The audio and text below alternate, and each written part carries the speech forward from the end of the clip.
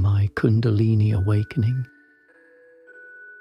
My name is Dario, and this is the story of my Kundalini awakening. I'm sharing it as a testimony, not to convince anyone, but to leave a trace of what happened to me, exactly as I lived it. For most of my life, I considered myself a rational man.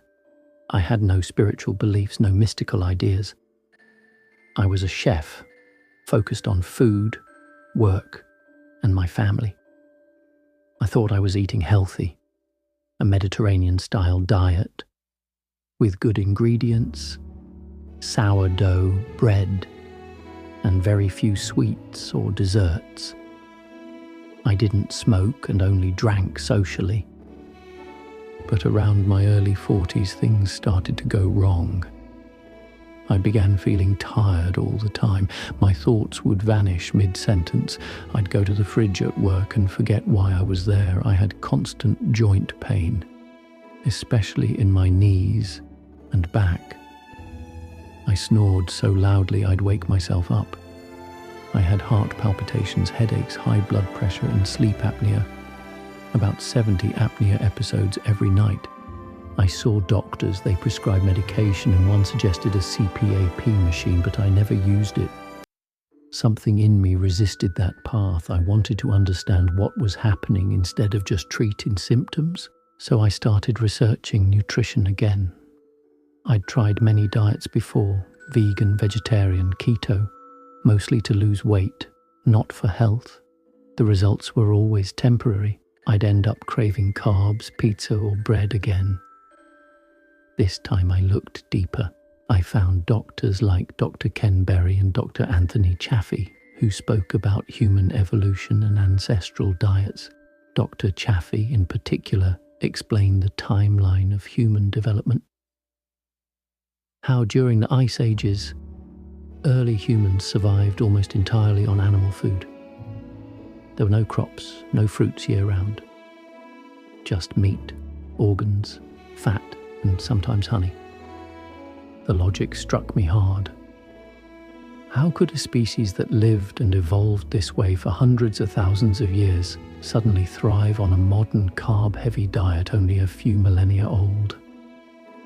I began eating like our ancestors: meat, organs, eggs, a bit of honey, and salt. No vegetables, no sugar, no processed foods. Within weeks, everything started to change. My headaches stopped. My energy came back. The joint pain disappeared. I lost more than 30 kilograms, from 115 down to 78.3. At my lowest, stabilizing at 81. My palpitations vanished. I stopped snoring. My blood pressure normalized. It felt like a miracle. For the first time in decades, I woke up with a clear head. I could work long hours, move easily, think clearly. I felt alive again. But one issue remained. Something I had carried since my 20s, salivary gland calcification. It caused recurring pain and swelling under my jaw. So I started studying again, this time biochemistry and micronutrients. I learned that some people used supplements like vitamin K2, iodine, magnesium, selenium, and vitamin D to help the body detoxify calcium deposits and restore gland function. The logic was scientific. Vitamin K2 directs calcium away from soft tissues into bones. Magnesium supports hundreds of enzymatic reactions, including calcium regulation.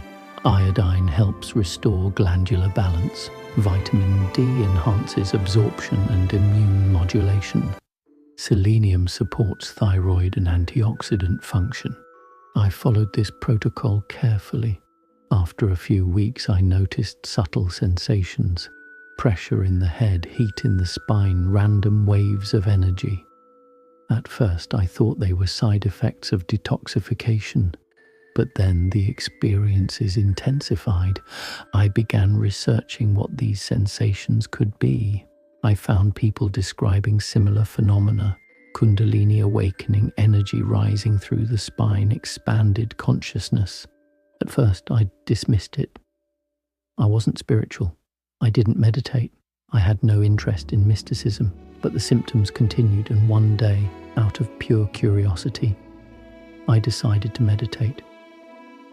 That first meditation changed everything. I remember closing my eyes and falling into what felt like the void, a vast, infinite space. I could see and hear things that weren't physical: forests, villages, luminous beings, even insects. I heard music, a sound that seemed alive. At one point I felt a wave of energy burst from my chest, followed by light in every direction. I saw what I can only describe as a dove-shaped being, pure and radiant, merging into me. It was not imagination. It was as real as anything I've ever experienced. When I opened my eyes, I wasn't the same. From that moment, I went through intense kriyas, spontaneous movements, purging, shaking, waves of heat and cold. Sometimes I felt overflowing energy, other times complete exhaustion. I could feel people's emotions.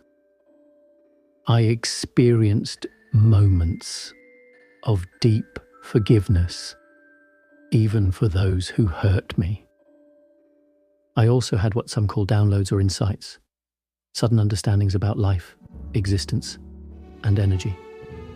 Sometimes I would sense powerful energy in specific places, churches, temples, even sites where people had died. It was overwhelming, but never dark. It felt like truth revealing itself through vibration. At one point I realized that what I had done, trying to decalcify my salivary glands, might have also decalcified my pineal gland, the part of the brain often linked to spiritual vision.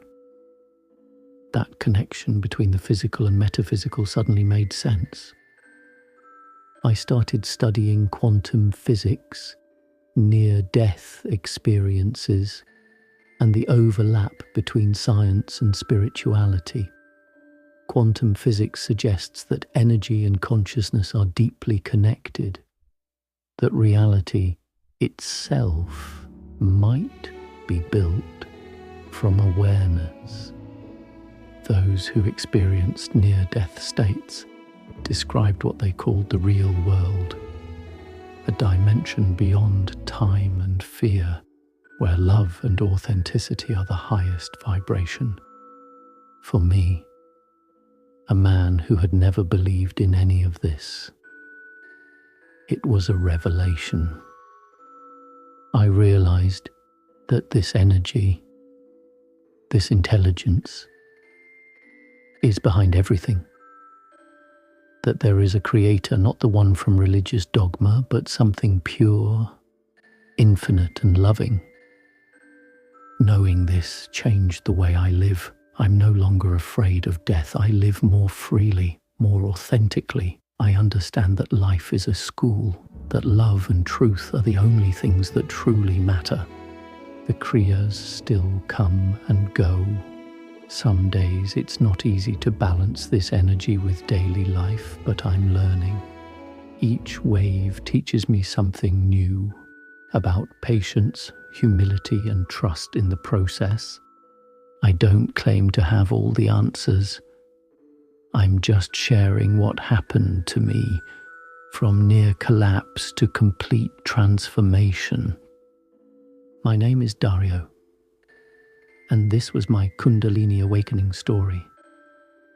A story of the body healing itself, the mind awakening, and the spirit remembering what it always knew, that we are more than flesh and bone.